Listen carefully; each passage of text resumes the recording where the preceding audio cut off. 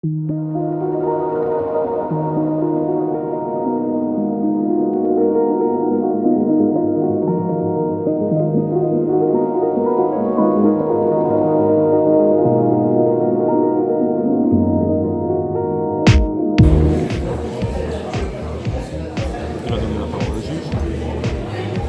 de toute chose, cette journée a eu lieu grâce à mon assistant qui m'a suivi en étant à l'étranger. Et je compte à vous dire qu'il a fait plus de 550 mails aller-retour. Par contre, son téléphone lui est devenu un stade téléphonique. Merci de ne plus l'appeler. Mail, il a une classe écrite et on prend en compte. Les amis de nos amis sont nos amis. Les membres partenaires des associations avec qui nous sommes partenaires, ils sont membres d'office pour venir aux conférences. Alors, cette journée, qu'il a failli ne pas avoir lieu encore jusqu'à hier, mais bon, cette fois, nous avons les juges. Pour la 12e fois, il vient pour vous, pour nous, intervenir dans un sujet épineux. Nous avons hier soir parlé des perspectives et aussi ce qui va nous arriver sur la figure. Il n'y a pas longtemps si on ne prend pas garde. Les programmes, on est dans les temps, puisque le juge a gagné quelques minutes précieuses pour les dédicaces, mais on continue après les questions-réponses à la fin de la conférence. Et aussi, sachez qu'au cours du débat, il y a un débat. S'il vous plaît, mesdames. S'il vous plaît. Au cours du déjeuner, c'est un déjeuner-débat. Et lorsqu'une question est posée, bon, on écoute la question. Mais mettez-les par écrit, c'est mieux. Il y a 43 questions qui ont été préparées par ceux qui ont lu les livres. Je remercie pour cela le professeur José Darigo, qui m'a aidé non seulement pour cette conférence, mais aussi pour les autres que j'ai organisés. Donc, on reste dans les sujets, et les questions, toute question mérite une réponse. D'ailleurs, les questions que nous avons préparées, j'ai voulu les donner pour les principes au juge hier soir, au cours du dîner-débat, et elle a dit non. Évidemment, il est membre d'honneur de notre amicale. Je lui ai dit, je voulais être pas honnête, et je dirais, voilà, pas de piège. Non, non. Donc, il est membre d'honneur, il fait partie de la maison. Les questions, ils sont toujours avec une réponse, quelle que soit la question. Je ne vous présente plus les juges. Mais sachez quand même que c'est entre des avions et des voyages au GSA, Afrique du Sud, asseyez-vous, madame. Les juges. Ah non, elles sont similaires. D'accord. J'ai raison. C'est vrai. Entre des voyages aux USA, des voyages au Mali, Mauritanie et autres, d'ailleurs il a fini par venir, nous avons trois points communs ensemble. Jusqu'à hier, je savais qu'on avait un. Nous avons été snippés au même endroit à quelques années d'intervalle en Afrique. Pour ceux qui ne savent pas ce que ça veut dire snipper, demandez à votre voisin ou à votre voisine pour expliquer ce que c'est snipper. Se fait braquer sur la tête. Il y a quelqu'un qui est bien placé. Nous avons appris et parlé les Grecs. Excusez-moi pour mon accent, mesdames, messieurs. Oui, surtout que ça fait polémique en ce moment, l'accent. Ah oui, Le troisième point commun, il devrait parler à Mélenchon. c'est que lui, 10 mois, nous avons peur de la mort. Parce que nous l'avons vu en face de près.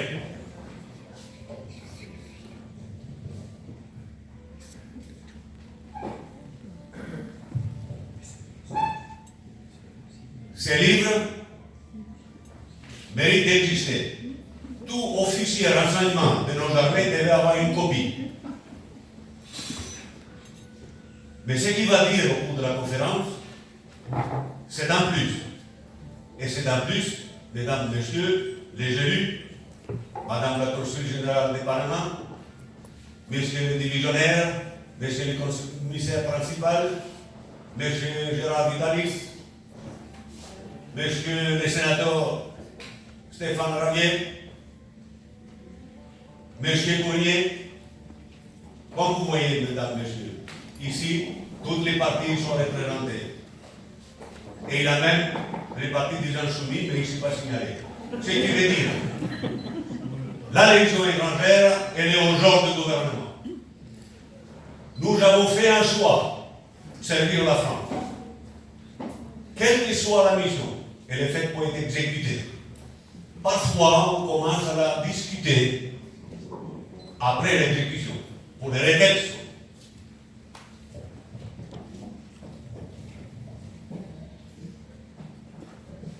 Les juges n'ont pas que des copains. Moi non plus. Et vous non plus. C'est une figure emblématique dans la veille, non. Les plus grands de ce monde, ils ont défilé pour entrer dans son bureau. Je parle rapidement des entretiens avec Obama et des autres grands de ce monde, du premier cercle. Nos élites de 30 personnes, je peux dire, qui gèrent le monde.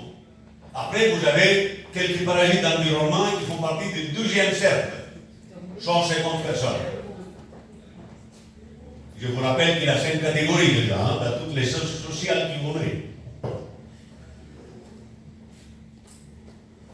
Comme je vous disais, il est membre d'honneur, ce qui veut dire je ne lui cache rien. Tout ce que j'ai fait, je l'ai fait en temps réel. Et lorsque je les prends en vol entre les voyages, entre l'Afrique, le Vietnam, Corée du Sud, Corée du Nord bientôt, l'Afrique du Sud, tout ce que vous voulez, c'est dire oui ou non. Et on prospecte à l'avenir, si possible, avec 3 mois. Les problèmes que nous avons avec les juges, c'est que maintenant il est au genre un petit peu du Parlement européen. Et donc, parfois, ça arrivé 2 fois d'ailleurs au cours de l'année, il s'est excusé, c'est moi qui m'excuse auprès de vous, parce que j'ai refusé 191 inscriptions aujourd'hui. 191 inscriptions. Donc, j'ai pris les gens où vraiment ils sont motivés pour écouter et motivés par les sujets qui nous préoccupent. Voilà pourquoi vous êtes là.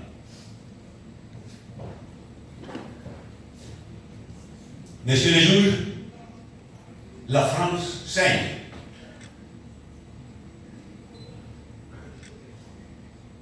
En 2018, nous avons 8 morts et 78 blessés. Bilan provisoire, parce que je ne compte pas les dommages collatéraux. Entre 2015, vous êtes venus le 28 mai au l'amphithéâtre de Faro, on était 350. On n'a jamais prévu tous ces carnages. On voyait venir l'affaire, mais pas de cette ampleur. Donc entre 2015 et 2018, 255 morts, plus de 1000 sont blessés, répertoriés. Et là aussi, je ne compte pas les dommages collatéraux. Alors je passe rapidement son commentaire. Parce que si vous êtes intéressé par la chose, c'est que vous lisez des compilations. Aujourd'hui, on ne refuse à rien. On coupe les gens en marchant, on les met dans les valises ou dans les boîtes à chaussures pour les sortir du consulat. Par contre, les gens ils commencent à s'agacer. Parmi ceux qui gèrent le monde dans les premiers cercles. Voilà, donc, dans la voie de la terreur où nous sommes. Je préfère maintenant lui passer la parole et après, on passera aux questions-réponses. Merci, mon colonel, de cette introduction brillante et chaleureuse. Merci de m'avoir convié. C'est vrai, je vous dois quelques excuses parce que j'ai un agenda compliqué, surtout, pas tellement compliqué, mais comme je travaille avec beaucoup de chefs d'État, eux ont des agendas plus compliqués que moi et c'est difficile de m'adapter. En tout cas, c'est pas moi qui peux leur dicter donc leurs agendas à eux. Donc d'où des petits ratés qui ont eu lieu. Mais aujourd'hui, je suis là, vous êtes là, nombreux, ce qui prouve que le sujet vous concerne, nous concerne, évidemment il nous concerne, puisqu'il s'agit d'un problème sérieux de sécurité collective. Moi, j'ai commencé la lutte contre le terrorisme donc en 1981. Vous voyez que c'est quand même tout à fait ancien, à une époque où, bien évidemment, le terrorisme n'avait pas donc, cette actualité dramatique qu'elle a depuis 2012 et surtout depuis 2015 avec Daesh. Mais déjà à l'époque, certains peut-être s'en souviendront, parce que comme ils en étaient les témoins, il y avait des actions terroristes importantes, puisqu'on oublie, parce que dans les années 80-82, il y avait pratiquement à Paris un attentat par jour, au moins un attentat par semaine, moins de morts, qui était à la fois l'œuvre de deux organisations différentes, tout ça lié directement au contexte géopolitique de l'époque, c'est-à-dire celui de la guerre froide et l'opposition entre l'Est et l'Ouest, et l'impossibilité pour les deux camps, le camp occidental mené par les États-Unis et le camp oriental avec l'URSS, de recourir à une action directe du fait de la dissuasion nucléaire, qui nous a protégés grâce quand même à la sagesse des gouvernants des deux côtés. Mais cela a entraîné des stratégies de contournement ou des stratégies indirectes pour les militaires de savoir ce que c'est-à-dire que l'Est nous a attaqués de façon biaisée sur deux plans.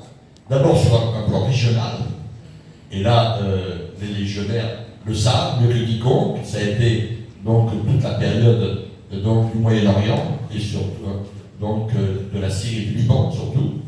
Et puis il y a eu des actions qu'on n'a pas été directement concernées, mais qui auraient pu être dramatiques. C'était la crise de Berlin, souvenez-vous, et puis la crise des missiles à Cuba.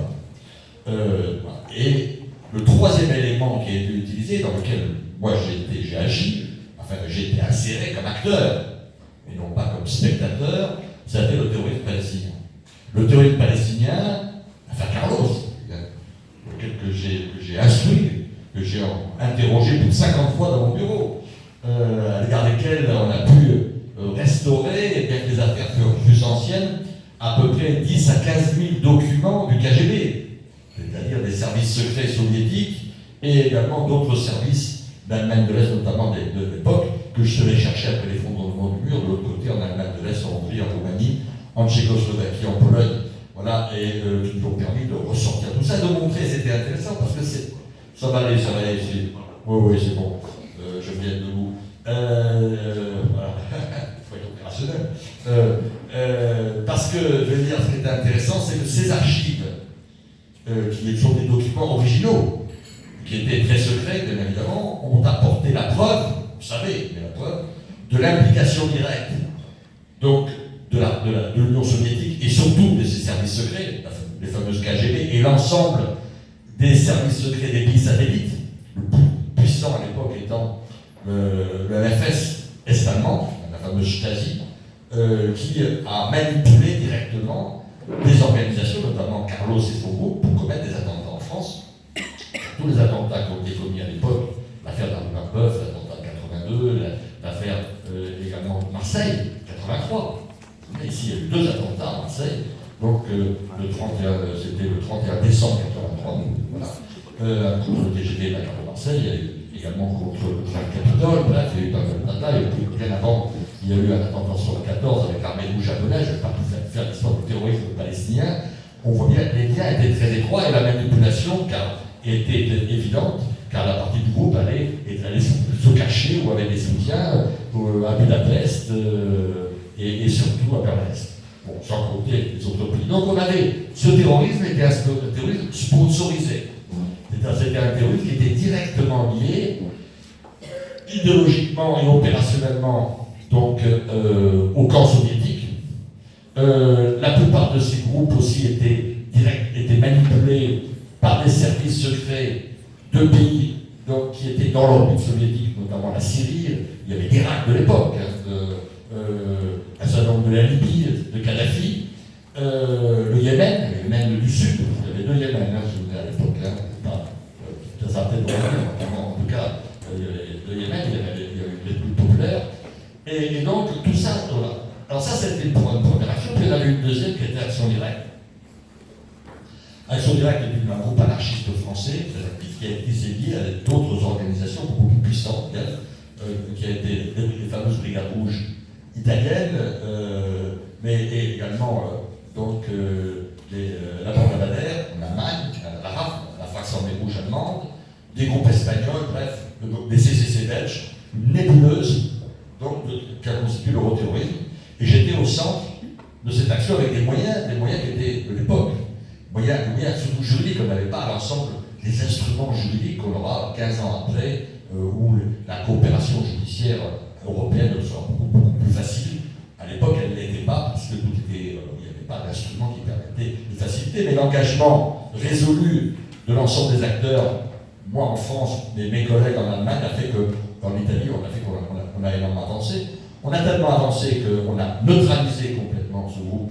Il est vrai qu'à la chute du mur, donc tout ça s'est effondré, a disparu, ce qui prouve une fois de plus qu'il y avait un lien direct entre la confrontation Est-Ouest et ces groupes terroristes qui constituaient, comme je dis, un des éléments de la menace indirecte. Mais notre action a été une action extrêmement résolue. Du reste, ce qui m'a eu la première tentative d'attentat à Paris, en 87, donc, où on a piégé mon appartement en plein Paris, dans le premier arrondissement, avec une grenade quadrille, donc une grenade défensive qui avait été volée sur un site de l'OTAN, c'est une grenade de fabrication américaine. Donc avec une temporisation du bouchon numéro 0, de façon à ce que le fil de nylon, mais le classique des opérationnels, vous jetez, ça pète tout de suite. Heureusement, elle a été neutralisée à temps par une équipe de sécurité qui faisait déjà à l'époque, qui faisait du balayage et qui regardait, qui opportunément de reste, parce que sinon, je ne sais pas aujourd'hui. Alors, voilà. Et puis on a poursuivi ça. On a poursuivi et il y a eu donc 1989 la chute du mur. Et là, il y a eu une perception, une analyse de la part de tous les pays occidentaux, les services de sécurité, qui a été malheureusement fausse.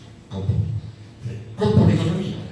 On pensait qu'à partir du moment où l'effondrement du mur et la confrontation à l'Est-Ouest, on allait rentrer dans une espèce d'ère merveilleuse, le capitalisme triomphant, tout le monde serait aurait de l'argent, etc., plus de menaces de l'État, plus de terrorisme, parce qu'on a eu un nouveau terrorisme. Il est beaucoup plus dangereux, beaucoup plus compliqué que le suivant.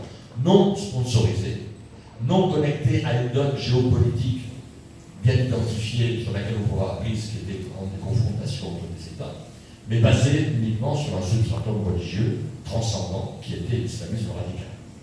L'islamisme radical, Al-Qaïda. Et nous, on a été aux avant-postes de cela, avant tout le monde. On ne parle pas des Américains qui étaient très très en retard. Les Américains ont vraiment découvert la réalité de la menace en 2001, pas avant. Moi, j'ai travaillé avec eux, je les ai sensibilisés de multiples fois, on les a aidés énormément. Je veux dire, c'était eux qui venaient nous demander, l'inverse, on était les moteurs à cette époque-là. Et ce qui nous a mis le pied à l'étrier, excusez-moi l'expression un peu triviale, c'est incontestablement les affaires d'Algérie. C'est-à-dire pour les événements de 89, 91, 92, le processus électoral, l'interdiction du fisc, l'émergence à la fois d'une branche, donc qui était une branche algérianiste, donc qui a été celle du Front islamique du salut, liée, donc aujourd'hui on va être très bien, liée déjà à l'époque, donc aux frères musulmans, et dont l'objectif était la conquête du pouvoir par les urnes, un peu ce qui s'est passé en Égypte. Voilà. Et après on confisque le pouvoir pour y mettre un système organisé par la charia, et puis une autre branche beaucoup plus radicale, c'est le groupe islamique armé, liée à Al-Qaïda, qui elle était pour prôner le djihad, donc la violence immédiate, et surtout avec un djihad global. C'était tout à fait nouveau. C'est-à-dire l'agenda stratégique du djihad n'était pas seulement de conquérir l'Algérie, mais conquérir comme étant un des émirats locaux pour un califat mondial. Et le deuxième objectif était incontestablement la France, considérée comme étant le suppôt total du gouvernement algérien. Donc très rapidement, on va être touché dès 93 en Algérie, parce que des enlèvements, des assassinats français. On va avoir, en décembre 94, je me souviens l'affaire de l'Airbus, avec le détournement de l'Airbus. Fortunément, heureusement, on a neutralisé le GIGN, c'est l'époque de Pasqua, on a pu neutraliser l'engin. J'indique, parce que je suis bien placé, je vais vous faire une révélation. Maintenant, l'affaire est ouverte, elle est jugée. Donc, le problème, c'est que lors, j'ai été en charge de l'enquête, j'ai eu toutes les enquêtes. Donc, 14-15% de tous les dossiers. Donc, j'ai mis le main dans le cambouis et je connais, c'est ce que je vous dis, c'est opérationnel. C'est que lors d'une enquête que j'ai faite à Londres, dans le cadre d'une commission de la Cour internationale, qui a été faite par les Britanniques, qui travaillent très très bien, en Scotland Yard, dans une maison, un appartement clandestin, loué par des terroristes, car la base arrière du GIA se trouvait à Londres à l'époque, très important. On a découvert des documents, et notamment un document qui prouvait que l'objectif n'était pas de détourner l'avion, mais de précipiter l'avion contre la Tour Eiffel. Donc, c'était en 1994. Vous voyez le message, c'était la première fois que un groupe islamiste, finalement ayant la même idéologie qu'Al-Qaïda, avait conceptualisé l'utilisation d'un aéronef civil comme une arme de destruction massive. C'est ça, et c'est ce qui se passera en 2001, donc aux États-Unis. Moi, je le fais débriefing pour nos amis américains dès 99-2000, parce que j'ai témoigné devant les cours américaines, dans des affaires pour lesquelles ils étaient très en difficulté, donc j'étais amené de leur apporter un soutien opérationnel et leur dire attention, parce que nous on a l'expérience, un de ces jours c'est ce qui va vous arriver. Bon, ça c'était 9-10 mois avant le 11 septembre. Comme quoi il y a un continuum, évidemment, donc on a, grâce à ça, on a évité ce drame. Mais les choses ont continué, puisque quelques mois après, on a eu, pour le coup, on n'a pas pu échapper, une vague d'attentats meurtriers à Paris, en France, dans le métro, l'affaire Saint-Michel. Vous connaissez tous ces affaires de 95, les attentats de 95.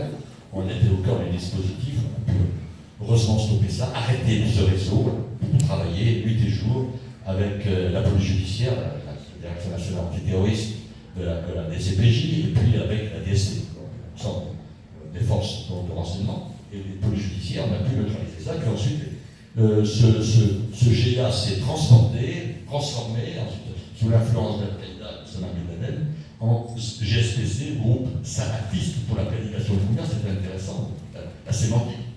On parlait le mot salafiste. Voilà, on sort du groupe islamique armé très algérien pour avoir quelque chose de beaucoup plus international. Et ce qui a été très important, parce que c'est pour moi, c'est l'élément moteur. Et c'est l'élément moteur, vous le voyez, et qui est valable encore aujourd'hui. C'est le fait que le djihad international se nourrit toujours de ce que j'appelle des terres de djihad, c'est-à-dire des zones extérieures à l'Europe où il y a des conflits armés directs, des confrontations directes et ouvertes entre musulmans et non-musulmans. Et la terre de djihad par excellence, c'est l'Afghanistan. L'Afghanistan, parce qu'il faut revenir avec l'histoire, ça a été quand même le paradoxe, si je puis dire, qui a nourri l'islamisme radical, ce sont bien les soviétiques.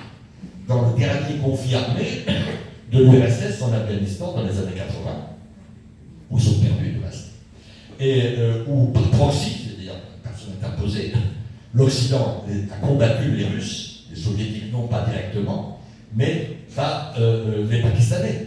Et par les Pakistanais, notamment par les Pakistanais des forces et les services militaires, le renseignement et l'armée pakistanaise, à l'époque, et toujours, à cause d'un problème clanique, qu'on appelle les Pashtuns. Les Pashtuns, c'est une communauté, une tribu qui se trouve à la fois sur le Pakistan, l'Afghanistan et l'ensemble des groupes afghans qui étaient dirigés par les Bhatia, par l'Ouest, donc, ont été alimentés par les Pakistanais et les Américains. Et tout ça a été formé, les fameux Stinger, donc ces missiles solaires particulièrement redoutables, beaucoup plus performants que les SAM-7 russes, ont été utilisés très efficacement donc, contre les hélicoptères russes. Mais ça, c'est l'Occident armé, et donc c'est en fait ce conflit qui, d'un côté comme de l'autre, à la fois les soviétiques et les occidentaux, ont mis le pied à l'étrier à Osama bin Laden, et à Abdul Azam surtout, parce que vous connaissez, qui est le grand théoricien donc, du djihad mondial.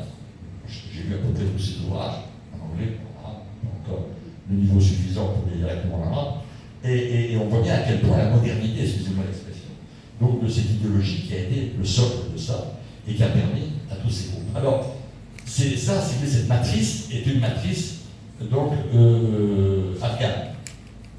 Et à telle enseigne que nous avons ouvert un dossier que j'ai porté jusqu'en 2003 qu'on appelle une filière afghane. C'est-à-dire pour pouvoir étudier opérationnellement ce flux d'individus qui partaient de France, d'Europe, partout, et qui passaient en Afghanistan pour deux choses, pour se former idéologiquement, pour se former militairement, et pour commettre poursuivre et exporter le djihad à l'extérieur. Soit sur des terres de combat, comme en Bosnie, comme en Tchétchénie, comme au Cachemire, par exemple, soit sur notre sol. Et ces individus, après avoir 1 ou 2 ans, revenaient clandestinement sur notre territoire. Et ils étaient appelés par les groupes des Afghans. Ils n'étaient pas Afghans du tout.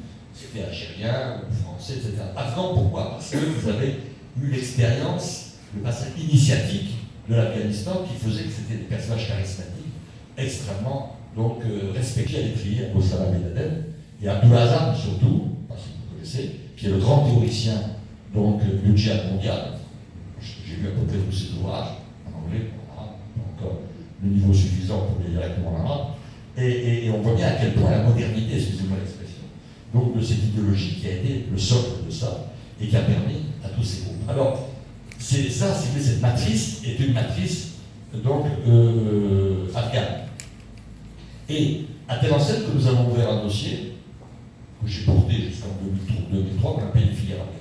C'est-à-dire pour pouvoir étudier opérationnellement ce flux d'individus qui partaient de France, d'Europe, partout, et qui passaient en Afghanistan pour 2 choses, pour se former idéologiquement, pour se former militairement, et pour poursuivre et exporter le djihad à l'extérieur. Soit sur des terres de combat, comme en Bosnie, comme en Tchétchénie, comme au Cachemire, par exemple, soit sur notre sol. Et ces individus, après avoir 1 ou 2 ans, revenaient clandestinement sur notre territoire.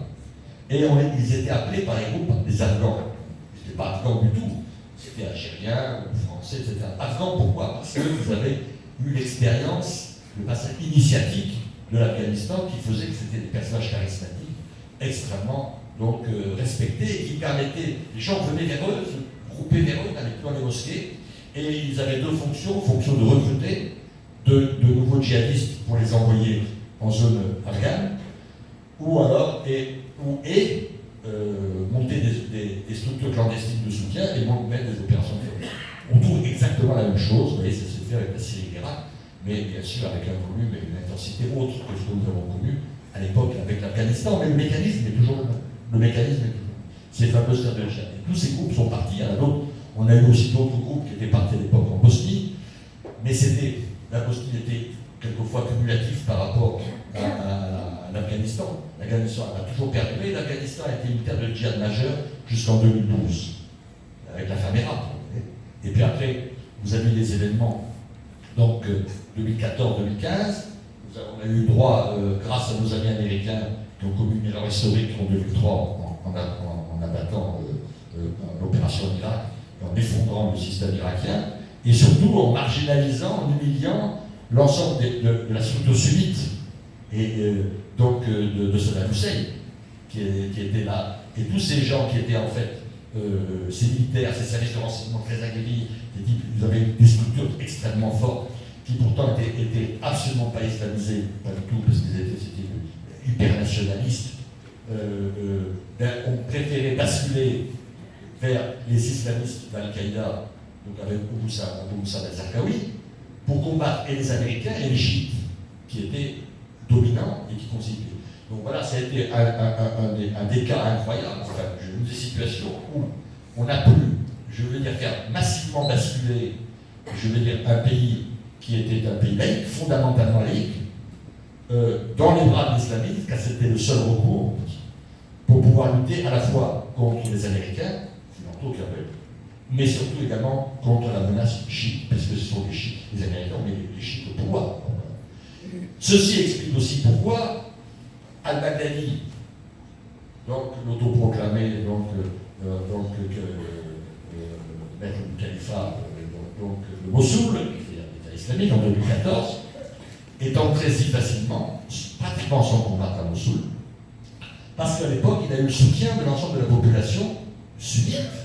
Il s'est dit, voilà un sauveur, quelqu'un qui va nous aider à combattre les chiites. Mauvais calcul.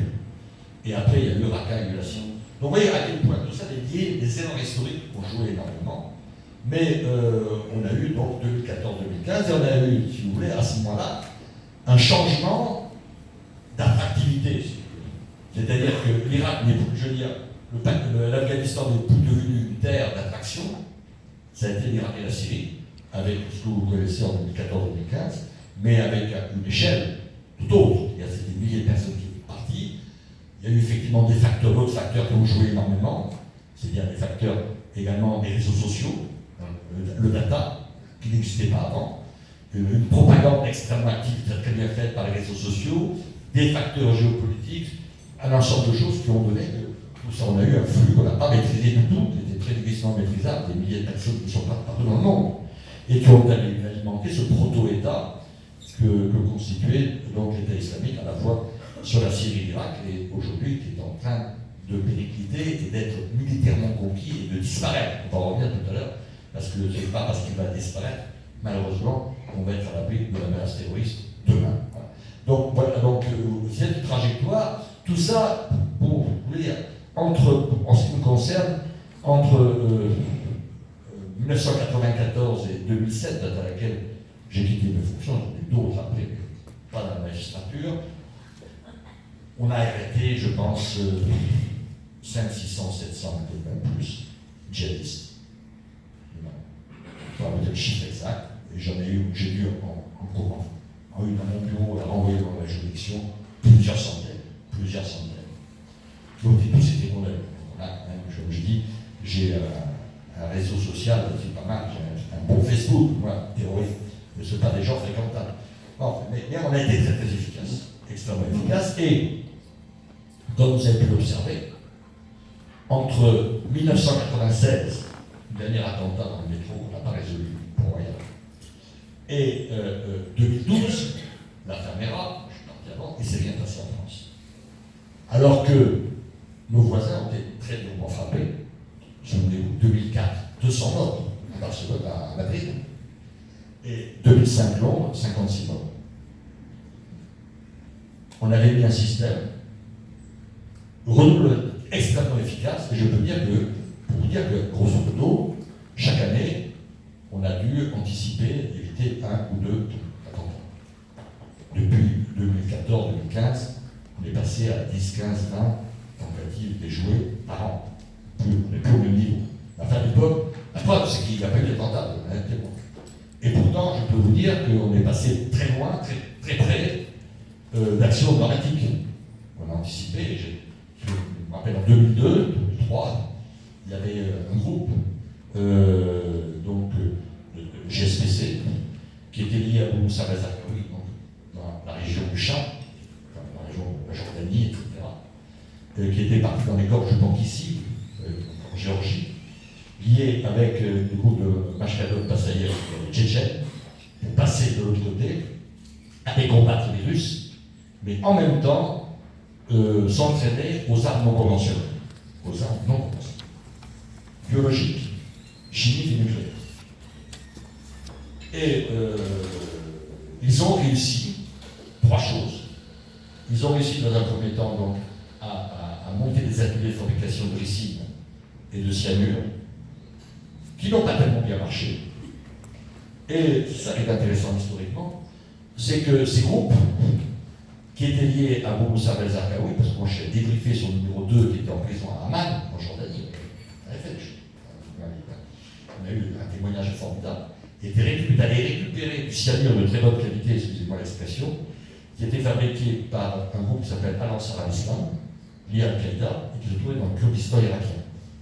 Mais contrairement à ce qui a été dit et manipulé par nos beaux amis américains, donc à l'époque de 2001, y compris par le secrétaire d'État, Paul Cohen, ancien militaire, qui n'avait pas été très brillant sur le plan politique, il n'avait pas le choix, quand il a affirmé que ces organisations passaient par l'Irak avec le soutien, je veux dire, de Saddam Hussein pour s'alimenter donc dans le Kurdistan irakien, c'est vrai que vous regardez une carte, c'est plus logique. En fait, les Irakiens étaient tellement anti-islamistes que c'était comme les Syriens, qui ont toujours lutté contre les frères musulmans, pays très laïcs, que ces groupes passaient par l'Iran avec le soutien des services iraniens, c'est des chiites, qui les soutenaient pour des raisons stratégiques. Voilà. Et qu'est-ce qu'on a pu voir, nous? C'est que ces groupes, non seulement avaient acheté du cyanure, 4 à 5 kilos, ils avaient expérimenté ça à l'époque sur des véhicules russes, donc en Russie, en badigeonnant du cyanure à plus de 30% de concentration, la crème, sur des poignées de véhicules. Et le résultat, c'est que le simple fait de toucher tout entraînait la mort au bout de 6 heures. 100% Donc l'idée folle était d'obtenir ça pour badigeonner ce cyanure sur les barres de métro, dans le métro parisien. Vous imaginez les conséquences que ça aurait avec des morts aléatoires. Tel rare, tel jour, tel heure, c'est pas impossible de trouver une panique terrible.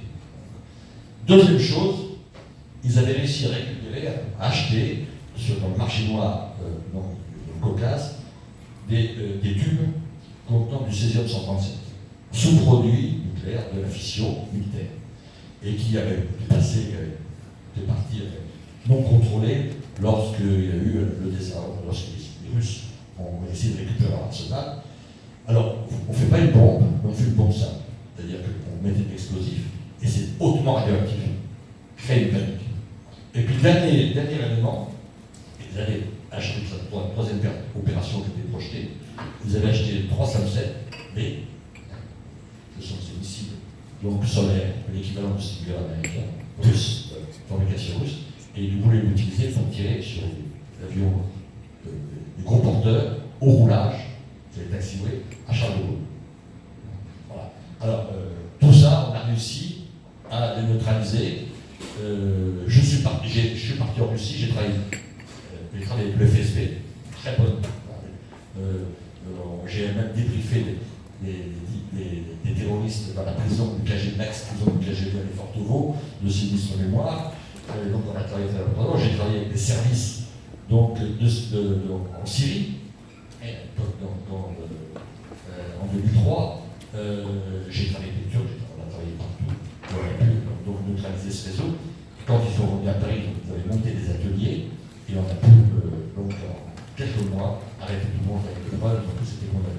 Donc voilà, il y a un énorme travail international, et on est quand même passé très loin, quand même, d'une attaque, pour la première fois d'une attaque, donc avec des armes non conventionnelles. En 2003-2004, on a poursuivi. Alors, ce que je voulais vous dire, si vous voulez, parce que les affaires, il y a des tonnes, des quantités, on a, en 2000, on a aussi, j'ai vu une vaste opération internationale, notamment par un groupe qu'on a neutralisé ici à Marseille, très important, du Tafio avec la DST marseillaise, grosse unité, nous aussi, et qui, en lien avec d'autres organisations, donc islamistes européennes, voulait commettre des attentats contre l'Euro 2000. Contre la Coupe du Monde, contre la Coupe du Monde de football. Et on a neutralisé un autre réseau en 2000 qui avait fait la même chose, qui voulait faire la même chose contre l'Euro 2000, qui avait eu en Belgique et aux Pays-Bas. Et le commanditaire de l'opération faisait ça depuis la prison de la santé avec un téléphone portable. Jean Destin. Vous trouvez grâce aux écoutes. Vous voyez, il y a des histoires. Ça, c'est pas du film, c'est la réalité. Donc, tout ça, bien sûr, avec les services de renseignement de nos pays alliés, on a pu neutraliser, le faire condamner pour une tentative d'attentat commandité alors qu'il était en tôle et qu'il purgeait une précédente peine pour la même chose. Donc, on a remis le couvert. Mais voilà, on est arrivé, on avait la main faite. C'est un peu comme pour tout, il faut toujours être en avant de la machine. Comme les pilotes, moi je suis pilote, donc il faut être en avant avec la capacité d'anticiper. Si vous perdez la main, si vous êtes derrière, vous allez perdre. Vous allez frapper. C'est ça. C'est un problème, c'est compliqué. Je vous laisse ce qui est important. Ça va. Je suis encore un petit quart d'heure. Ce qui est important, si vous voulez, c'est de montrer ce que je vois des poids de la terreur. Moi, ce que j'ai vu avec le recul, c'est l'aspect du continuum. C'est-à-dire qu'en fait, il n'y a pas de solution de continuité, il n'y a pas de rupture entre ce que j'ai vu finalement. Bien sûr, il y en a avec l'organisation et les groupes, entre ce que j'ai connu dans les années 90 avec le GIA et aujourd'hui avec Al-Baghdadi, avec donc l'État islamique. C'est-à-dire qu'en fait, il y a un vrai continuum idéologique. Ce qui est important pour moi, c'est pas tant les organisations que l'idéologie. L'idéologie, elle est portée, elle est conceptualisée par Abdelazam, elle est conceptualisée par ça. Et ça dans la tête des gens. Et la difficulté on le voit aujourd'hui, c'est le problème de la radicalisation. C'est nouveau ça. Moi, quand j'étais en 2007, on était préoccupé par la répression. La répression ou l'action répressive d'anticipation, avant que ça se tâche. Aujourd'hui, c'est qu'est-ce que l'on peut faire pour lutter contre une chose avec laquelle on n'avons pas d'armes, je dis. Ça se passe en infra. Judiciaire, on ne peut pas à l'école, ce genre de truc, si on n'a pas la participation nette de la population, on n'y arrive pas. Comment basculer? On a un problème de radicalisation. La radicalisation, c'est un problème sociétal, c'est un problème politique, c'est un problème complexe. Bon, on ne va pas faire ici de la politique parce que personne n'apporte une solution qui est la bonne. C'est beaucoup plus difficile et personne n'a rien fait, que ce soit de gauche, de droite, les verts, les jaunes ou les rouges. Peu importe, je ne veux pas faire de politique, mais le constat il est là, ici et ailleurs. Parce qu'on a en France, et ben, il y a en Belgique, en Allemagne, partout. C'est un constat mondial sur le problème de l'Occident. Donc il est certain qu'aujourd'hui, il y a deux choses qui sont importantes pour moi, c'est l'idéologie. Et ce sont les hommes. Ce sont les hommes et les femmes qui portent les réseaux. La preuve, c'est que en 2016-2017, on a interpellé un certain nombre de mes anciens clients, si je puis dire, que j'avais condamnés et que je connaissais depuis 1994. Et les journalistes appelaient, ils venaient me voir, expliquez-nous comment ce type qui est du GIA, tout d'un coup, il se trouve dans l'état islamique. Alors, je dis, parce que vous n'avez pas compris comment ça fonctionnait. Ça fonctionne, c'est dit. Finalement, à la limite, pour le militaire, je trouve que les organisations sont quand même des fonctions support. Mais ce qui est important, le moteur, ce sont les individus support. Et ils vont aller vers la structure logistique qui va être la plus attractive et qui va leur permettre de porter mieux. Alors, bien sûr, après, ils trouvent son autonomie. Mais ça veut dire la chose suivante qui est fondamentale, contrairement à une structure étatique, pour lesquelles, si vous voulez, l'homme est au service de la structure et pas vice-versa. Ça veut dire que si la structure s'effondre, ce qui s'est passé en URSS, en 89, l'ensemble du système politique soviétique s'est effondré, il y a eu des incidents, des conséquences énormes, évidemment, sur le monde, le rapport. C'est bien les structures qui étaient importantes, c'est pas les hommes. Les hommes étaient... Mais là, on se rend bien compte que la fin de Daesh sur le terrain, et la défaite militaire qui est annoncée, et quelques poches et Idlib, en fait, tout ça c'est marginal, c'est terminé, n'aura aucune incidence sur la menace terroriste islamiste de demain. La seule chose qui m'inquiète, c'est qu'aujourd'hui, comme on est très réactionnel, on ne réagit que par rapport à ce que l'on voit et qu'on fait trop souvent l'équation Daesh est fini. Mais Daesh est fini. On est sur Daesh 2. Voilà. Plus Daesh 1. Ok. Ça veut dire que ces individus sont déjà partis, la plupart, et qu'on voit se reformer 3 foyers importants qui vont être pour moi les foyers de demain. Il y en a un qui nous concerne particulièrement parce que c'est notre profondeur stratégique, c'est l'Afrique. L'Afrique sahélienne. Il y a déjà des groupes donc, liés à Al-Qaïda, donc Al-Khali, bref, Mokhtar, et puis l'AQMI, ex-l'AQMI, bref.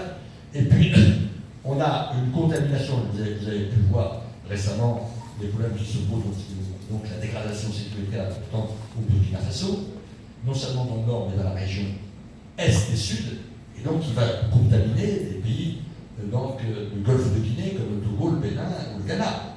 On voit également par la RCA des poussées qui se font, grâce à cause des anciens CDK, manipulés par des groupes salafistes proches du Tchad et qui pénètrent donc en Afrique centrale, au Congo, Nord-Congo, ou dans d'autres pays de la région. Donc tout ça est une préoccupation importante. Deuxième foyer important, c'est l'Asie du Sud-Est. Là, ça va assez vite. Malaisie, Philippines, et y compris Singapour, les Singapouriens sont très inquiets, et bien sûr Indonésie. Et puis enfin le dernier, qui est très loin, mais qui peut être aussi un choc stratégique important, de nouvelles confrontations pour moi entre la Russie et les États-Unis, c'est le problème des pays en stand, notamment le Turkménistan, le Kirghizistan et les zones proches, et le Tadjikistan, qui sont des zones, pour certaines zones pétrolières et gazières majeures, où les Américains opèrent avec les Russes, mais qui est toujours considéré par Moscou comme dans sa zone d'influence. Sans compter la problématique de l'Ouïghour, importante, avec qui sont eux côté de la Chine, et pour lesquels il y a effectivement le TEP, qui est une organisation très proche donc des Tariq et talibans, et qui posent des problèmes, qui ont déjà posé des problèmes sécuritaires, qui sont dans le Xinjiang, donc à la Chine de Pékin. Voilà. Alors, voilà la réalité. Alors, sans compter, bien sûr, les problématiques qu'on va avoir sur les mécanismes, je veux dire, de radicalisation. Mais il va y avoir d'autres foyers. Alors, j'ai oublié aussi parce que une autre zone qui est traditionnelle mais qui risque de reprendre de l'activité, c'est l'Afrique de l'Est, Somalie, et puis toute cette zone qui monte jusqu'à la pointe la pointe de l'Afrique, et avec, on voit des autres pays qui risquent d'être contaminés, Sud-Soudan, ces zones grises qui peuvent être récupérées et où il peut y avoir des nouveaux mouvements, des nouvelles. L'Afrique de l'Est, c'est un peu plus loin que nous. On a vu quand même des mouvements chez Bab, très peu chez nous. Mais malgré tout, on se rend compte qu'il y a des fragilités. Et je ne suis pas certain que l'on prenne ça en compte. Alors bien sûr, le G5 Sahel, Barkhane, c'est chez nous, donc on est dedans. Là, c'est évident. Mais pour moi, ça va aller au-delà. C'est pas, on sort, si vous voulez, des pays du G5. On sort de la Mauritanie, du Mali et du Niger, et du Burkina, qui n'était pas compris, qui va l'être, qui l'est maintenant. On a la problématique aussi de la relation difficile avec Alger. La difficulté des relations anciennes et très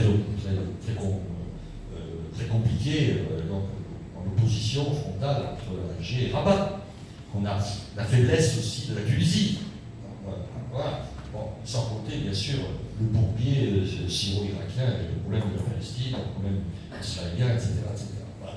Donc on voit bien que tout ça est extrêmement compliqué et qu'aujourd'hui, la fin de Daesh, c'est évident qu'on n'a plus. Daesh n'existe plus. Un de ces jours, Al-Baghdadi va être assassiné.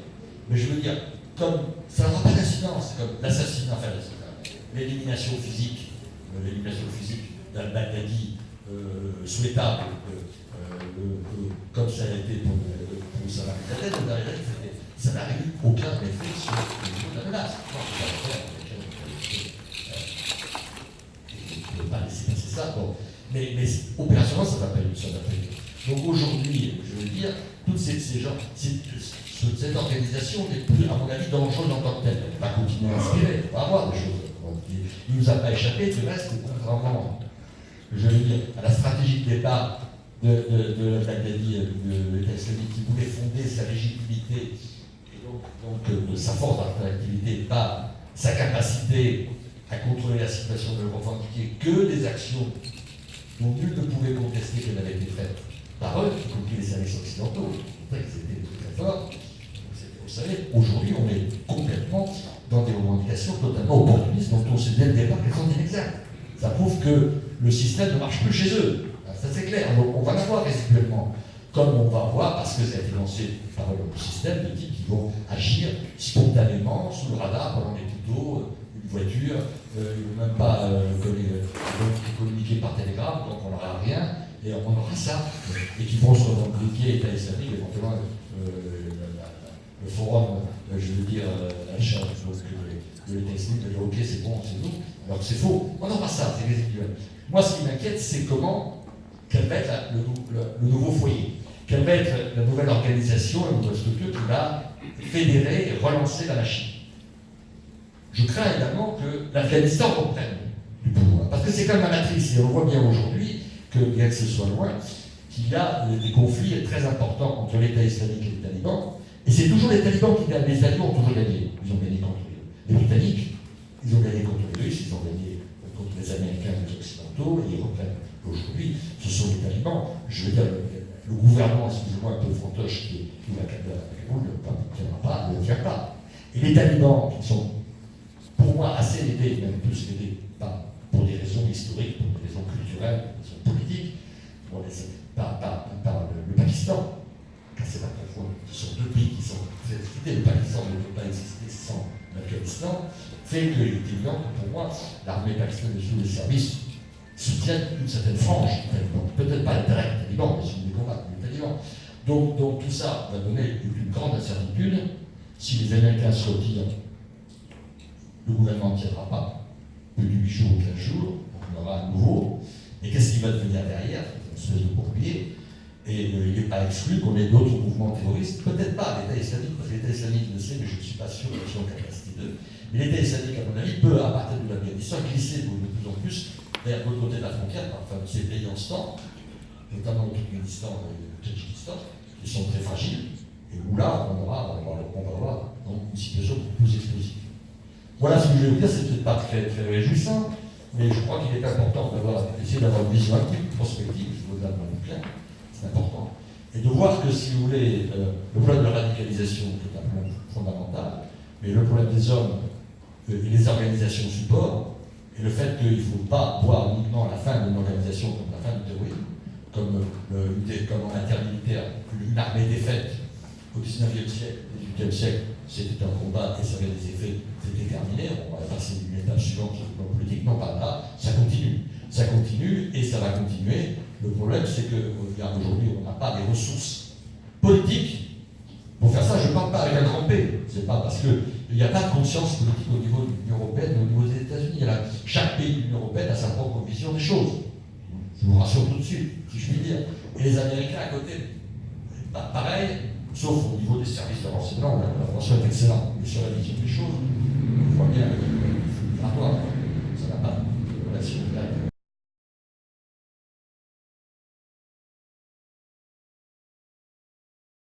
Des raisons culturelles, des raisons politiques, bon, par le Pakistan, c'est la confondre. Ce sont deux pays qui sont très cités. Le Pakistan ne peut pas exister sans l'Afghanistan, fait qu'il est évident que pour moi, l'armée pakistanaise et les services soutiennent une certaine frange, peut-être pas l'intérêt des talibans, mais celui des combats des talibans.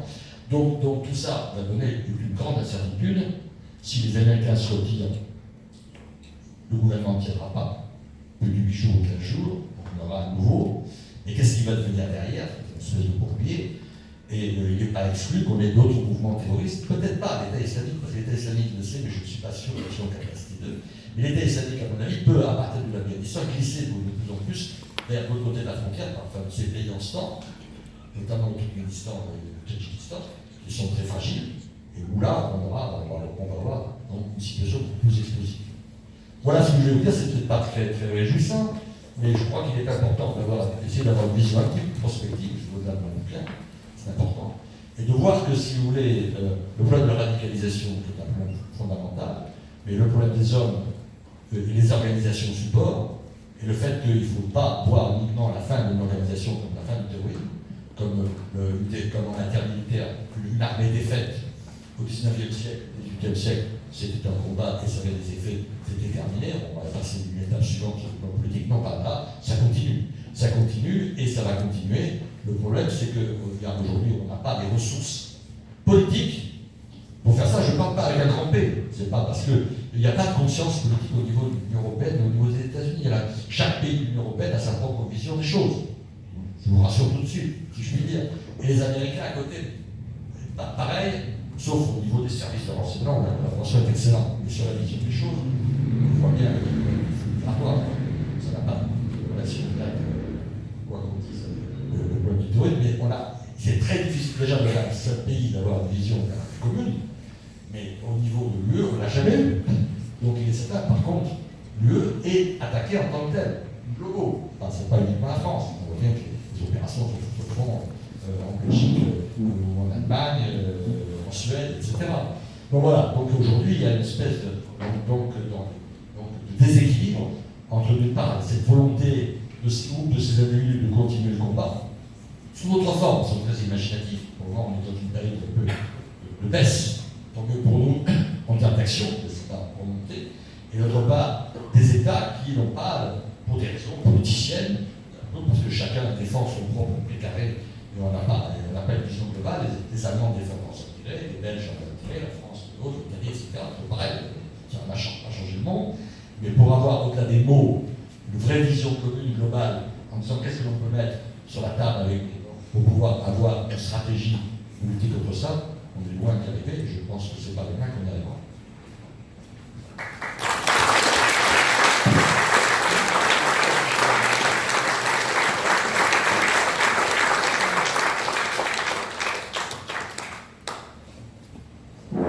Merci, monsieur le juge. Cet éclairage permet de nous remettre tout de suite dans l'ambiance. Et pour rester dans l'ambiance, comme j'ai dit tout à l'heure, nous avons préparé avec le professeur Georges Tarigo 43 questions. On va en poser 5 chacun avant le déjeuner débat. Ensuite, on va vous libérer pour continuer vos dédicaces. Par là, on va prendre place derrière vous là-bas, entre les miroirs et les tables, au cocktail. Ça veut dire que pour l'instant, nous avons un interrogatoire. Pour une fois, ce n'est pas vous qui posez les questions. Alors, messieurs les juges, vous dites à la page 12 que la criminalité classique croise souvent l'engagement terroriste. Est-ce que ça veut dire que les djihadistes peuvent recruter des tueurs professionnels affiliés au banditisme? Réponse non, mais ce qui est vrai, qui existait déjà ici en particulier dans les années 90 et qui existe encore, c'est les liens étroits entre la petite criminalité et les structures des réseaux terroristes. Pour plusieurs raisons. Parce que la plupart du temps, nos djihadistes ont eu un passé délinquant. Et donc, on fait l'expérience de la prison pour des faits de droit commun, petite délinquance. Il n'y a pas de lien entre la grande délinquance, la grande criminalité organisée et le terrorisme. Et la petite délinquance, oui, parce qu'ils en font pas. Et puis parce que, quand on est en tôle, on se fait des copains. Et donc, il y a des réseaux qui sont créés d'amitié, de solidarité. Les gens sortent, on s'entraide. On s'entraide en général avec « tu veux pas me filer une moto, j'en ai besoin ». Souvent, les types qui font ça, ils sont au courant d'eux, parce que « file-moi une moto, j'ai besoin d'une moto, du pognon, machin ».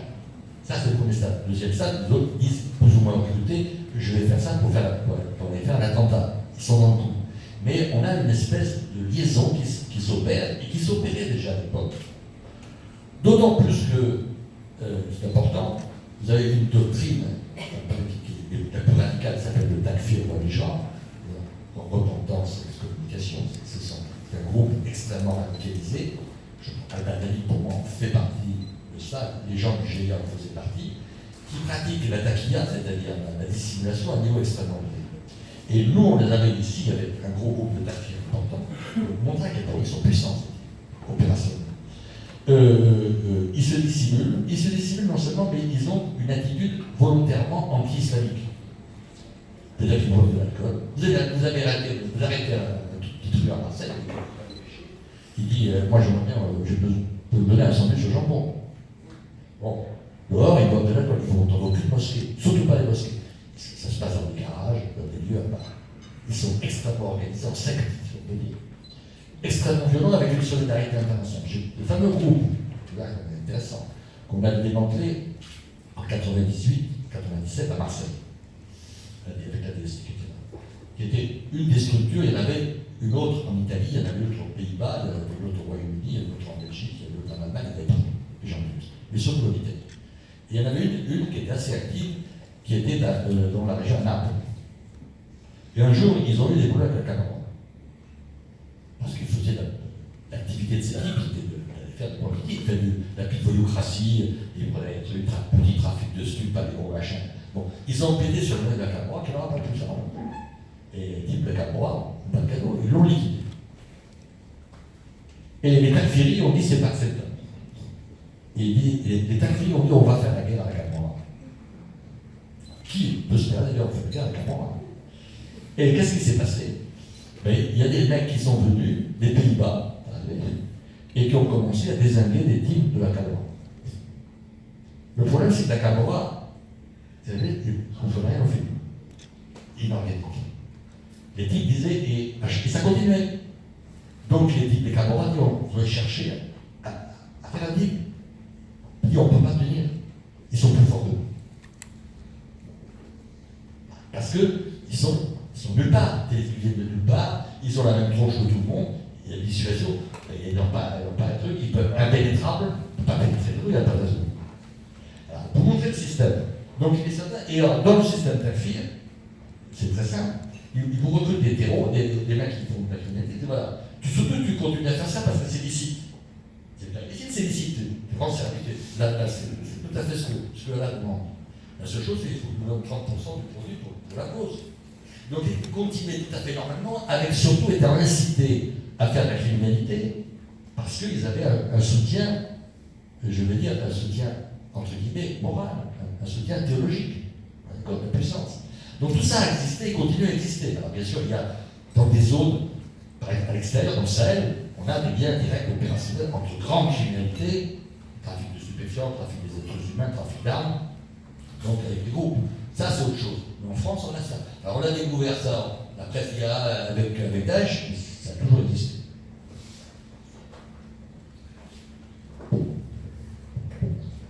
Merci, monsieur le juge. Je vous propose de rester dans l'ambiance, si vous voulez, avec une réponse en forme de Kalachnikov qui ne dépasse pas une minute. Voilà, en rafale. Vous écrivez, monsieur le juge, que la menace prend aujourd'hui les allures d'une pandémie, c'est-à-dire une contagion, une maladie contagieuse mondiale, universelle. Alors, cette contagion, hélas, s'étend sur la planète entière. Et est-ce que vous dites que cette affection se nourrit des erreurs de l'Occident? Quelles sont ces erreurs? Je crois que j'ai déjà répondu. La pandémie, ça me paraît évident. Je vous ai dit que le Daesh 1 et le Daesh 2. Une des erreurs, c'est que qui parle aujourd'hui du risque et qui anticipe les événements. Moi, j'ai pas vu beaucoup de choses dans les médias là-dessus. Voilà. Les erreurs de l'Occident, il y en a trois énormes, trois grosses. La première, c'est évidemment ce qui s'est passé dans les années 80-85 avec les Occidentaux, les Américains qui ont alimenté militairement les talibans, du moins le Tarek était en tout cas le maintien, ces groupes du US qui ont donné la guerre en Afghanistan et qui a donné le départ de ces groupes. Deuxième chose, 2003 l'Irak, puis on n'a pas fait mieux, je veux dire, avec les Libye. Résultat aujourd'hui. Moi je veux bien, c'est un tyran. On voit le chaos qui arrive. On fout le chaos et après on laisse prévenir. Donc il est évident que la situation aujourd'hui Daesh est le résultat de l'action militaire des Américains de 2003. C'est pas top. Monsieur le juge, pourquoi votre projet de lutte à l'échelle européenne contre les financiers du terrorisme international n'a pas abouti en 2010? Certains États seraient-ils des faux culs et adeptes de double jeu? Alors non, je pense que c'est pas trop l'honneur de dire ça, ils ne sont pas adeptes de l'autre, parce que simplement, il n'y a pas de volonté politique commune pour pouvoir se dire on va s'engager dans une action commune. Regardez le projet qui a été fait, donc, qui est porté par la France depuis longtemps, qui était d'avoir un système pour l'ensemble de la circulation aérienne des vols intra-européens, du partage des données personnelles. Un programme comme celui des Américains. C'était très important de savoir qui voyageait. Eh bien, on n'a jamais pu y arriver. La France s'est heurtée à l'opposition des pays, surtout du Parlement européen, de tous ceux qui disaient attention, faites attention, on ne va pas faire un système d'espionnage, les données personnelles, la privacy, les droits de l'homme, machin, important, voilà. Alors, qu'est-ce qui a changé la donne? Il a fait toujours pareil. C'est ce qui s'est passé en 2015-2016. Et là, on est entré. Bon. Mais la France n'a jamais pu arriver à pousser, à laver l'obstacle de l'Allemagne, des Pays-Bas, de la Suède et puis du Parlement européen. Parce que, vous le savez, la sensibilité européenne sur les problèmes de droits de l'homme, mais surtout de la protection des données personnelles, et quand la sécurité collective le pèse pas très haut. Un peu mieux maintenant depuis 2016. C'est ça le problème. Le problème il est là. Alors la France ne va pas faire ça toute seule. Il faut 27. Et s'il y a des autres qui disent non, maintenant on fait. Donc vous ne pouvez pas faire. Et la France ne va pas faire un programme toute seule, elle ne peut pas jouer une faire toi, puis ça va être très limité. L'intérêt c'est d'avoir un programme européen.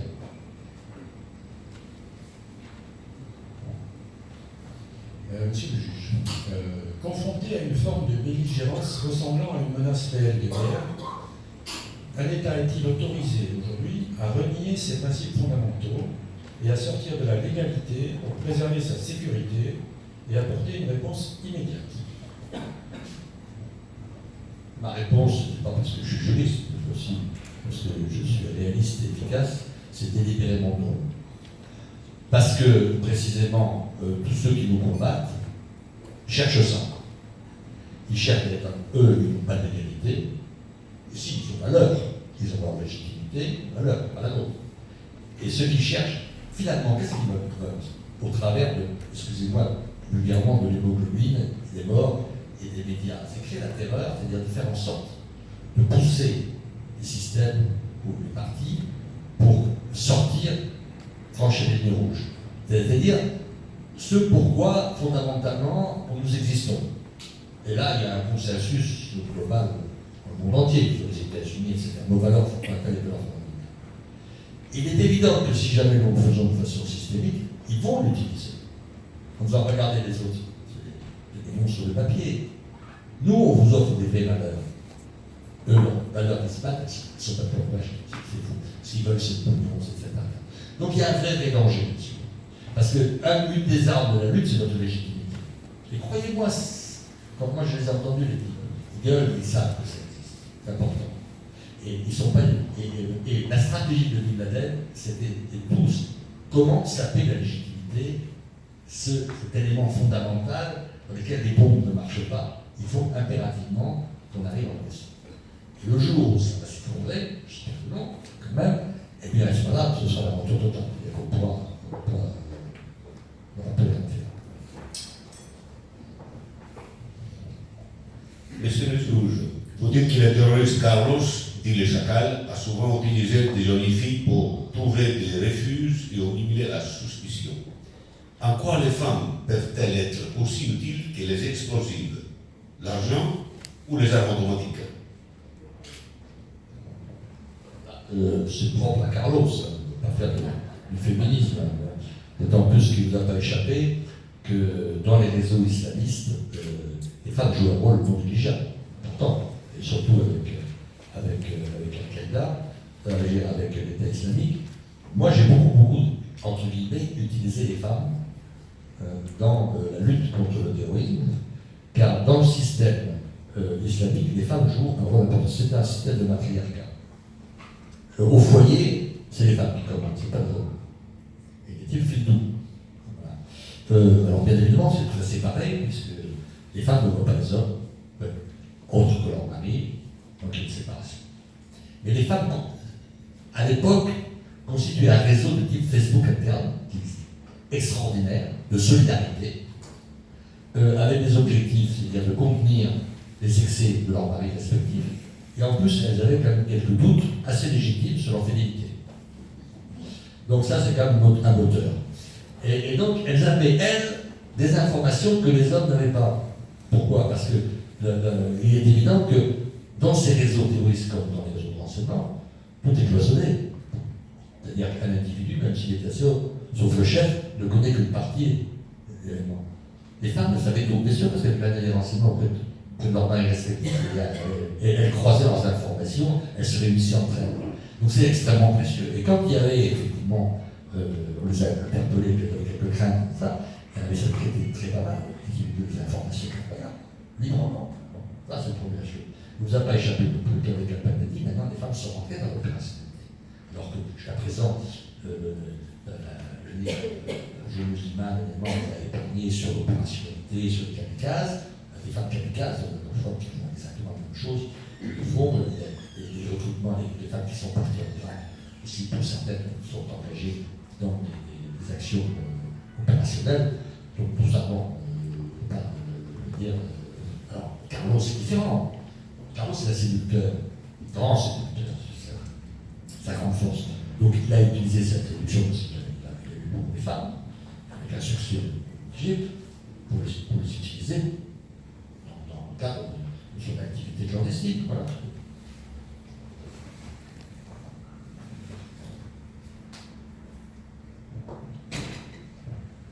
Vous écrivez, page 26, monsieur le juge, que nous sommes passés d'un terrorisme géopolitique sponsorisé à une nébuleuse terroriste globalisée fondée sur l'islamisme radical. Est-ce à dire qu'il y a moins d'États complices du terrorisme aujourd'hui? C'était le début de mon propos. Voilà, donc la réponse, vous la connaissez. Oui, il n'y en a pas. Moi, je suis assez évalué. Bon, les Américains accusent l'Iran d'être un État islamique, un État terroriste. Oui et non. Je ne suis pas d'accord. C'est pas un État terroriste, un État qui utilise, je veux dire, effectivement, une des forces militaires, c'est-à-dire la force Al-Quds, des Pasdaran pour des opérations ouvertes, enfin ouvertes ou clandestines, en plus d'avoir un petit peu services spéciaux, etc. Et puis surtout, elles peuvent utiliser le Hezbollah. Le Hezbollah est une force libanaise, qui est une véritable armée. Même les Israéliens, militairement, ont peur du Hezbollah. Les Israéliens ne sont pas certains que s'il y a une confrontation directe au nord d'Israël avec le Liban, et ensuite, ils vont gagner la partie militaire directe, tellement ils sont puissants. Ils ont des dizaines et des dizaines de milliers de missiles fournis par l'Iran. Mais surtout, c'est une organisation qui a une pratique du terrorisme, du vrai terrorisme. On a vu ce qui a été fait donc, dans les années 80. Les attentats à Paris, la retraite 85-86, qui ont changé le système, on est passé dans la loi antiterroriste, été fait par une organisation qui s'appelle le CSPPA, qui était une appellation de circonstance du Hezbollah. C'est le Hezbollah qui était derrière. Le Hezbollah aussi a été directement impliqué, même si on n'a pas établi judiciairement, pas moins, par des attentats de Bulldozer en 92 et 94. Il y a eu des opérations, encore récemment, des opérations en Thaïlande. Donc le Hezbollah est très proche parce qu'il y a toute la diaspora libanaise chiite qui peut être réactivée donc dans le golfe de Guinée. Ils sont beaucoup. Donc tout ça c'est vrai que c'est une vraie force. Mais ils ne sont pas dans le djihad global. Eux ne vont pas faire ça au nom, je veux dire, peut-être en soutien de la défense politique de leur pays. Mais globalement, comme le prince de l'Arabie Saoudite a quand même rectifié dans une condition plutôt contestable, donc on va dire opposant politique avec Khashoggi. C'est pas pareil. Donc, les réseaux sunnites sont des réseaux théologiques. Ça n'appuie pas sur les États. Alors, ils peuvent avoir le soutien ponctuel d'États pour un intérêt logistique, mais sans qu'il y ait, que ce soit inclus dans une stratégie globale, ce qui était le cas. Donc, avant la chute du mur, dans le cadre de la confrontation est-ouest. Messieurs les juges, nous avons parlé longuement hier soir. Parmi les voyages d'études que j'avais conçus, mais non réalisés encore, c'est le voyage en Iran et aussi en Russie, en passant par l'ex-Allemagne de l'Est et les pays limitrophes. Vous m'avez dit que pour l'Iran, il vaut mieux attendre. En ce qui concerne le double jeu des services secrets au pouvoir et est-allemand, peut-on parler de cynisme politique ou du banditisme autorisé? Tous ces services, si vous voulez, les services est-allemands, les services secrets de tous les pays de l'Allemagne de l'Est, enfin de l'Europe de l'Est, à l'époque, avant la chute du mur, Bulgarie, Hongrie, Tchécoslovaquie, Roumanie, etc., l'Allemagne de l'Est, étaient des services qui étaient directement inféodés à Moscou. Du reste, c'était intéressant, parce que moi j'ai eu les archives de ces pays, et il y avait une traduction obligatoire en russe, qui était la langue commune. Donc finalement, on a parlé de pays satellites, mais c'est évident. Moscou ne voulait pas se mouiller. Il ne voulait pas les mettre les mains dans le charbon pour des raisons politiques. Donc Moscou n'est jamais, le KGB n'est jamais intervenu en tant que tel, à ma connaissance, donc dans les manipulations des réseaux terroristes. Ils ont laissé faire ça à d'autres. Mais par contre, on le voit dans les documents, des commandites extrêmement claires à certains CV de faire telle chose. Et les autres rendaient compte à Moscou. Voilà. Donc c'est pas du tout le même phénomène. Alors on était dans je vais vous expliquer, comme je l'ai dit tout à l'heure, dans une situation où, comme on ne pouvait pas s'affronter directement l'équilibre de la terreur, eh ben, on utilisait d'autres méthodes indirectes pour le faire sans qu'il y ait de risque.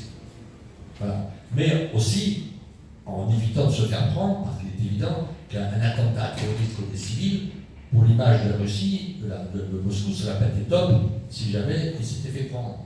Donc il y avait un certain nombre de gestion de rupture. Et c'était les services, mais même les services de l'Est, on n'a jamais pu établir à l'époque, avant qu'on récupère les documents, on savait de leur application directe. On savait qu'il était là, mais le prouver non. Donc aujourd'hui, on a pu le prouver grâce à ces archives.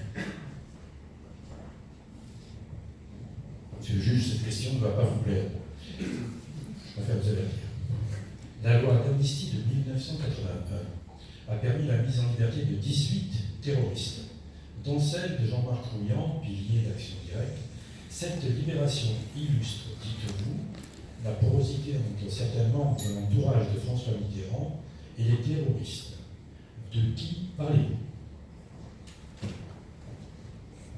Alors, je crois que le terme porosité est le vrai terme. Je ne dis pas qu'à l'époque, c'était 80, c'était la gauche qui arrivait au pouvoir, et la fleur au fusil, la fleur au fusil, c'est la rose, etc., la boutonnière. Voilà. Bon, donc tout ça a été très bon. Et évidemment qu'il y a un certain nombre de milieux intellectuels de gauche, ultra-gauche, assez proches des éléments d'action directe, sans être et qui ont fait preuve d'une extrême naïveté, parce que même ces gens-là se sont rendus compte après que c'était fait piéger, qui ont flirté et qui ont été des éléments d'influence. Mais je peux vous dire, que dès 82-83, Mitterrand a compris le truc, ils ont fermé ça en interdit d'action directe, et c'était terminé. Et ça a été la purge. Bon. Mais il y a eu une période de 81, 82, 83 où il y avait quand même des porosités qui sont passées, idéologiques, avec des gens qui étaient proches. Donc certains, jamais d'autres, bien que j'ai interpellé, j'ai mis en rétention. Mais eux-mêmes, après, on s'est rendu compte qu'ils avaient fait ça par une extrême naïveté, évidemment, un engagement idéologique. Ils ne pensaient pas que c'était eux à l'époque des bons, on était appliqués aux opérations clairicides. Donc ça a duré un moment, mais ça s'est terminé. Donc à partir de 84, je veux vous dire que le gouvernement Mitterrand, c'était pas fait tout, c'était repris en main. Vous savez de leur application directe. Vous savez qu'il est là, mais le prouver non. Donc aujourd'hui, on a pu le prouver grâce à ces archives. Monsieur le juge, cette question ne va pas vous plaire.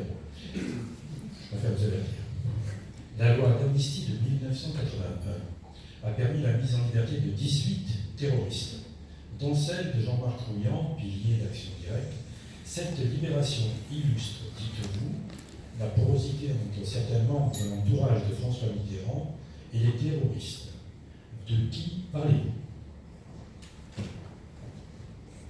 Alors, je crois que le terme porosité est le vrai terme. Je ne dis pas qu'à l'époque, c'était 80, c'était la gauche qui arrivait au pouvoir, et la fleur au fusil, la fleur au fusil, c'est la rose, etc., la boutonnière. Voilà. Bon, donc tout ça a été très bon. Et évidemment qu'il y a un certain nombre de milieux intellectuels de gauche, ultra-gauche, assez proches des éléments d'action directe, sans être et qui ont fait preuve d'une extrême naïveté, parce que même ces gens-là se sont rendus compte après que c'était fait piéger, qui ont flirté et qui ont été des éléments d'influence. Mais je peux vous dire, que dès 82-83, Mitterrand a compris le truc, ils ont fermé ça en interdit d'action directe, et c'était terminé. Et ça a été la purge. Bon.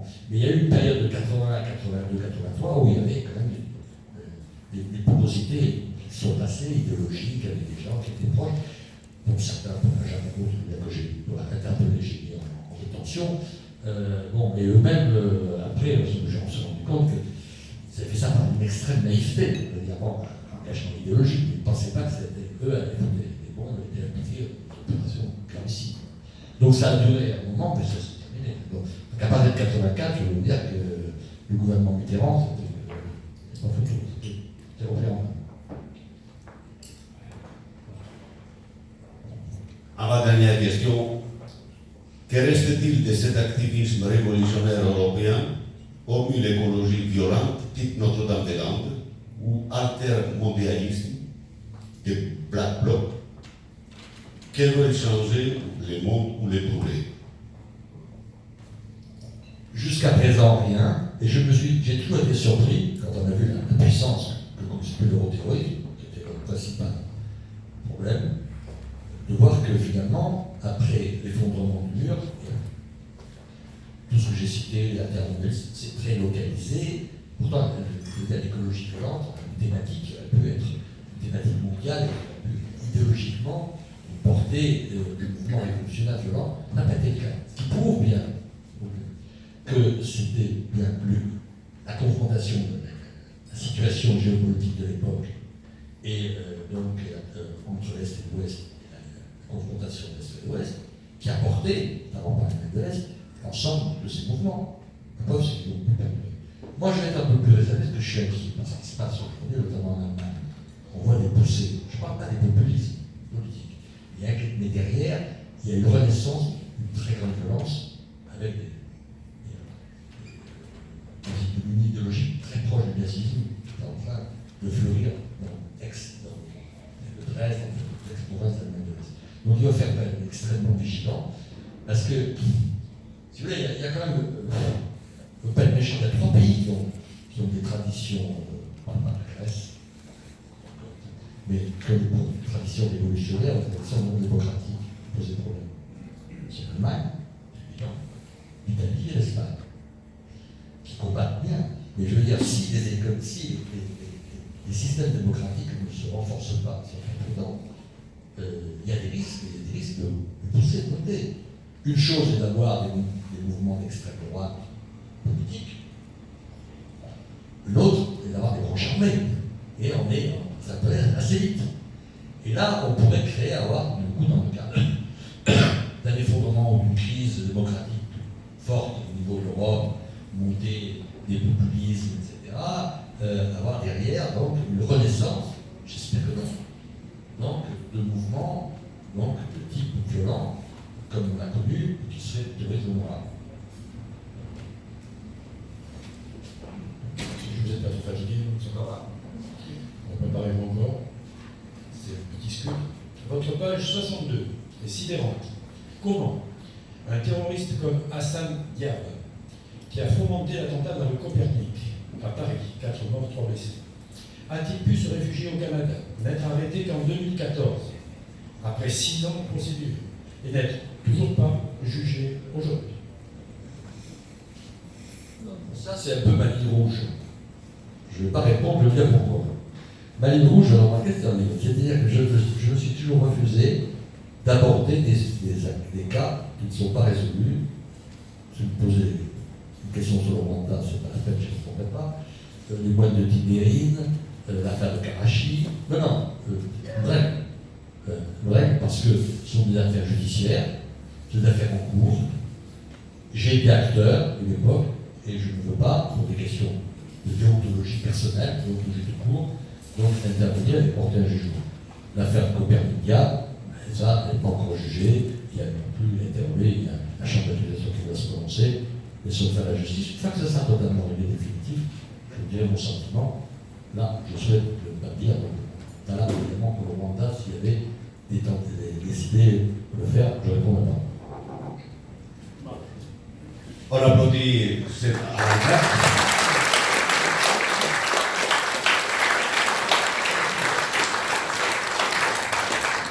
Reste encore quelques questions qui vont être posées au cours des déjeuners débats. Ce qui invite maintenant les juges à reprendre sa place pour continuer à faire les dédicaces. Pendant ce temps-là, ceux qui n'ont pas encore acquis les livres, je vous les recommande d'aller les voir.